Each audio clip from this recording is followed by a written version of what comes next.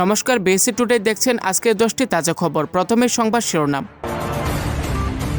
মুখ্যমন্ত্রীর নামছবি ব্যবহার করে ভুয়ো সরকার ঋণের বিজ্ঞাপন ফাঁদ চেনাল রাজ্য পুলিশ। বাংলাকে বাংলাদেশ করা সহজ নয়, আসানসোলে পাল্টা মেরুকরণের বার্তা মিঠুনের। হুমায়ুনের বাড়িতে গেল পুলিশ, মারধরের অভিযোগে আটক পুত্র, পাল্টা বহরমপুর স্তব্ধ করে দেওয়ার হুঁশিয়ারি হুমায়ুনের। ভারতের ভয়ে বাংকারে ছিলেন, অপারেশন সিঁদুর নিয়ে চাঞ্চল্যকর স্বীকারোক্তি পাকিস্তানের রাষ্ট্রপতির। আর চাপ নিতে পারছি না, বিদায় নুটলিকে স্কুলে আত্মঘাতী বেলুর। ইসরায়েল যেমন শিক্ষা দিয়েছে গাজাকে, সেভাবে বাংলাদেশকে সবক শেখানোর বার্তা শুভেন্দুর। ফের ভয়াবহ রেল দুর্ঘটনা, বিহারে লাইনচ্যুত হয়ে নদীতে পড়ল একাধিক বগি। আমেরিকা নয়, গত 5 বছরে ভারতীয়দের তাড়িয়ে দেওয়া তালিকায় শীর্ষে অন্য দেশ, পরিসংখ্যান দিল নয়াদিল্লি। দেশের ফুসফুস বিক্রি আরাবল্লী বিতর্কে এবার স্বপ্রণোদিত মামলা সুপ্রিম কোর্টের। জামাতের সঙ্গে জোট ঘোষণা এনসিপির, হাসিনা বিরোধিতা থেকে তৈরি দলের সমঝোতা মুক্তিযুদ্ধ বিরোধী শক্তির সঙ্গে। ডোনাল্ড ট্রাম্প আমেরিকায় ক্ষমতায় আসার পর অভিবাসন নিয়ে কঠোর হয়েছেন। তার নীতির কারণে অবৈধ অভিবাসীরা আমেরিকা ছাড়তে বাধ্য হচ্ছেন। অনেক ভারতীয়কেও বেআইনি অনুপ্রবেশের অভিযোগে আমেরিকা থেকে তাড়িয়ে দেওয়া হয়েছে। তবে আমেরিকা একা নন, অন্য অনেক দেশই নানা কারণে ভারতীয় নাগরিকদের ভারতে ফেরত পাঠিয়ে থাকে। তবে গত 5 বছরের পরিসংখ্যান বলছে এই তালিকায় আমেরিকা অনেক নিচে, বরং শীর্ষে রয়েছে সৌদি আরব। কেন্দ্রীয় বিদেশ মন্ত্রকের প্রতিমন্ত্রী বিদেশ থেকে ভারতীয়দের ফেরত পাঠানো প্রসঙ্গে একটি প্রশ্নের জবাবে সৌদি সহ একাধিক দেশের পরিসংখ্যান প্রকাশ করেছেন। তাতে দেখা গিয়েছে 2021 থেকে 2025 সাল পর্যন্ত সৌদি যত ভারতীয়কে দেশে ফেরত পাঠিয়েছে তত আর কোনো দেশ করেনি। রিয়াদে ভারতীয় মিশনের হিসাব বলছে 2021 সালে 8,887 জন, 2022 সালে 10,277 জন, 2023 সালে 11,486 জন, 2024 সালে 9,206 জন এবং 2025 সালে এখনো পর্যন্ত 7,019 জন ভারতীয় নাগরিককে তাড়িয়ে দিয়েছে সৌদি সরকার। যাদের তাড়ানো হয়েছে তাদেরকেও ভিসার মেয়াদ উত্তীর্ণ হওয়ার পরেও দেশটিতে থেকে গিয়েছিলেন, কারো ওয়ার্ক পারমিট মেয়াদ উত্তীর্ণ হয়ে গিয়েছিল, কেউ আবার সংশ্লিষ্ট দেশে শ্রমবিধি লঙ্ঘন করার শাস্তি পেয়েছেন।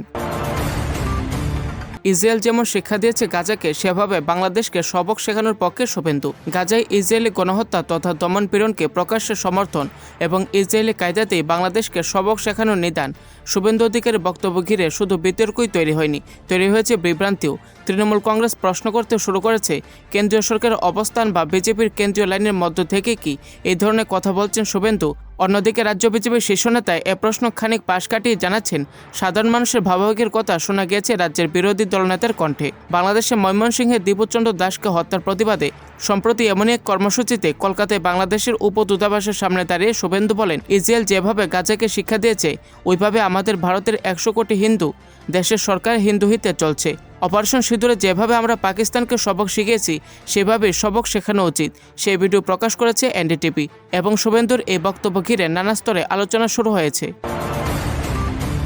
বাংলাকে বাংলাদেশ করা সহজ নয়, আসানসোলে পাল্টা মেরুকরণের বার্তা মিঠুনের। বাংলাদেশে হিন্দু হত্যার ঘটনাকে সামনে এনে বাংলায় মেরুকরণের রাজনীতিকে তীব্র করতে চাইছে বিজেপি।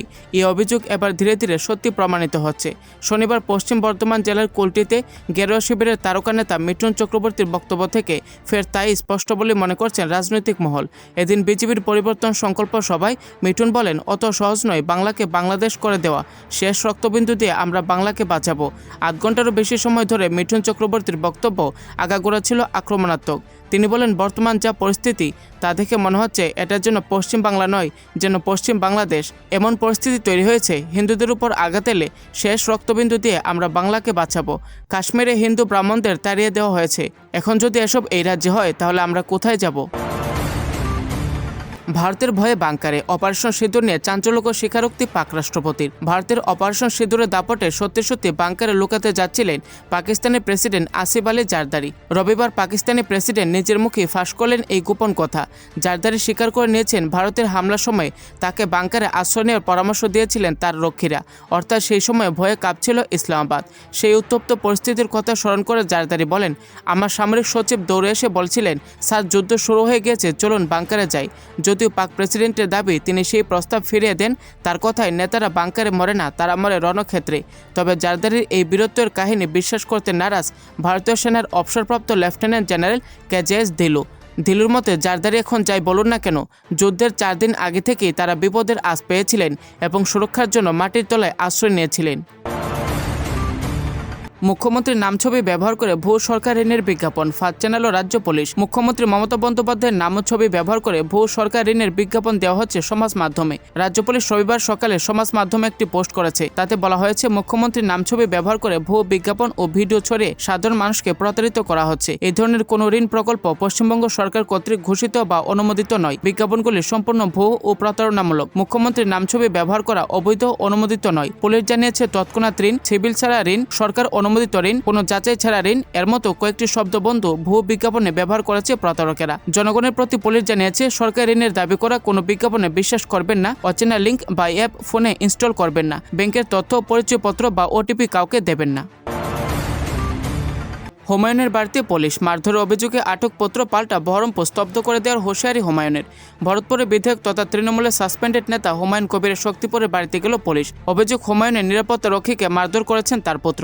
জানা গিয়েছে, রবিবার সকালে হুমায়ুনের বাড়ি থেকে একদল পুলিশ তার পুত্র গোলাম নবী আজাদ উর্ফে সোহেলের খোঁজখবর শুরু করে। স্থানীয় সূত্রে খবর, রবিবার দলীয় কর্মীদের নিয়ে নিজের বিধায়ক অফিসে বৈঠক করছিলেন হুমায়ুন। সে সময় ঘটনাটি ঘটে। অভিযোগ, হুমায়ুনের নিরাপত্তার দায়িত্বে থাকা রাজ্য পুলিশের এক কনস্টেবল বৈঠকের মাঝে অফিস ঘরে ঢোকে ছুটি চান, কিন্তু হুমায়ুন ছুটি দিতে চাননি। এই সময় দুজনের মধ্যে তর্কাতর্কি শুরু হয়। তখন হুমায়ুন ওই কনস্টেবলকে চড় মারেন বলেও অভিযোগ। পাল্টা চড়াও হন ওই কনস্টেবল। সে সময় তার পুত্র এসে নিরাপত্তা রক্ষীকে মারধর করেন। তারপরে ওই নিরাপত্তা রক্ষী থানায় গিয়ে লিখিত অভিযোগ জানান। কনস্টেবলের অভিযোগ পেয়ে হুমায়ুনের শক্তিপুরের বাড়িতে হানা দেয় পুলিশ। জানা গিয়েছে, পুলিশ হুমায়ুনের পুত্রকে আটক করেছে। তারপরে হুমায়ুনের হুঁশিয়ারি, পুলিশ সুপারকে বলবো মুর্শিদাবাদকে অশান্ত করার চেষ্টা করবেন না। প্রতিহিংসা পরায়ণ আচরণ পুলিশ যেন না করে অপেক্ষা করব। বাড়িতে যদি পুলিশ কিছু করে, ছেলে, স্ত্রী, বৌমা আছেন, তাদের সঙ্গে অশালীন আচরণ যদি করে, ঘণ্টা দুয়েক পরে ঘোষণা করব। বৃহস্পতিবার 12টা থেকে ঘেরাও করে জবাব চাইব। বহরমপুর স্তব্ধ করে দেব, পারলে আটকে দেখাক। দেশের ফুসফুস বিক্রি, আরাবল্লী বিতর্কে এবার সব প্রণোদিত মামলা সুপ্রিম কোর্টের। শিল্পপতি বন্ধুদের পকেট ভরাতে উত্তর ও পশ্চিম ভারতে ফুসফুস। শিল্পপতি বন্ধুদের পকেট ভরাতে উত্তর ও পশ্চিম ভারতে ফুসফুস। প্রাচীন আরাবল্লী পর্বতমালা ধ্বংসের ব্লুপ্রিন্ট তৈরি করেছেন নরেন্দ্র মোদী সরকার। তুমুল বিতর্কের মাঝে এবার সব প্রণোদিত মামলা করল সুপ্রিম কোর্ট। সোমবার প্রধান বিচারপতি সূর্যকান্তের বেঞ্চে মামলাটির শুনানি হবে বলে জানা গিয়েছে। সম্প্রতি শীর্ষ আদালতের একটি রায়ে বলা হয়, আরাবল্লী পাহাড়ের 100 মিটার বা তার বেশি উচ্চতার ভূমি ও আশপাশের ঢাল সম্পূর্ণ সুরক্ষিত থাকবে। এগুলিকে আরাবল্লী পাহাড় শ্রেণীর অংশ হিসাবে গণ্য করা হবে, যার অর্থ এটাই যে 100 মিটারের কম পাহাড়গুলি সংরক্ষণের আওতায় থাকবে না। অথচ আরাবল্লীর 90% পাহাড়ের উচ্চতা 100 মিটারের নিচে। তবে এক্ষেত্রে বলে রাখা ভালো, আরাবল্লীর এই সংজ্ঞা নির্ধারণ করেছিল কেন্দ্রীয় পরিবেশ, বন ও জলবায়ু পরিবর্তন মন্ত্রক। তাতে শিলমোহর দেয় সর্বোচ্চ আদালত। সুপ্রিম কোর্টের এই রায়ের পরে বিতর্ক তৈরি হয়। ফুঁসে ওঠে হরিয়ানা, রাজস্থান, গুজরাটের সাধারণ বাসিন্দা সহ পরিবেশ প্রেমীরা।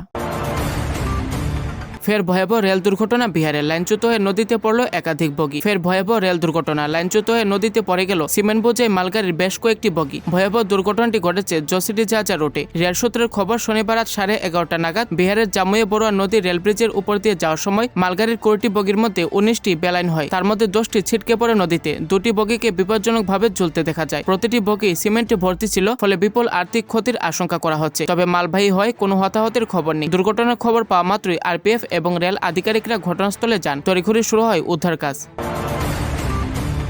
জামাতের সঙ্গে জোট ঘোষণা এনসিপির। হাসিনা বিরোধিতা থেকে তৈরি দলের সমঝোতা মুক্তিযুদ্ধ বিরোধী শক্তির সঙ্গে। অসন্তোষ, ক্ষোভ ছিল দলের অন্দরেই। তবে সেসবের তোয়াক্কাই করল না বাংলাদেশের ছাত্র যুবদের নতুন দল জাতীয় নাগরিক পার্টি। জোট বাঁধল মুক্তিযুদ্ধ বিরোধী জামায়াত ইসলামের সঙ্গে। রবিবার বিকেলে আনুষ্ঠানিকভাবে এই নির্বাচনী সমঝোতার কথা ঘোষণা করেন জামাত প্রধান শফিকুর রহমান। সমঝোতার ঘোষণা করেছেন এনসিপির আহ্বায়ক নাহিদ ইসলামও। গত বছর বাংলাদেশে হাসিনা বিরোধী আন্দোলনের নেতৃত্বে ছিলেন সেদেশের ছাত্র যুবরা ও ছাত্র যুব নেতাদের একাংশই পরবর্তী সময়ে নতুন রাজনৈতিক দল গঠন করেন। সম্প্রতি বাংলাদেশে বেশ কিছু বিশ্ববিদ্যালয়ের ছাত্র সংসদ নির্বাচনে এককভাবে প্রতিদ্বন্দ্বিতা করেছিল এনসিপি। তবে তাদের প্রার্থীরা উল্লেখযোগ্য ছাপ ফেলতে পারেনি। আগামী বছরের ফেব্রুয়ারিতে বাংলাদেশের নির্বাচন রয়েছে। তার আগে এবার জামাত শিবিরের সঙ্গে নির্বাচনী সমঝোতা সেরে ফেলল হাসিনা বিরোধিতা থেকে বাংলাদেশ রাজনীতিতে উঠে আসা নতুন ছাত্র যুবদের দল। আর চাপ নিতে পারছি না বিদায় নুটলিকে স্কুলে আত্মঘাতী বিএলওর। বাঁকুড়া রানীবাদে এসআইআরের কাজের চাপেই আত্মঘাতী হলেন এক বুস্তরের আধিকারিক। মৃতের নাম হারাধন মণ্ডল। তিনি রাজাঘাটা মাঝিরপাড়া প্রাথমিক বিদ্যালয়ের প্রধান শিক্ষক ছিলেন এবং 206 নম্বর বুথের বিএলও হিসেবেও দায়িত্বে ছিলেন।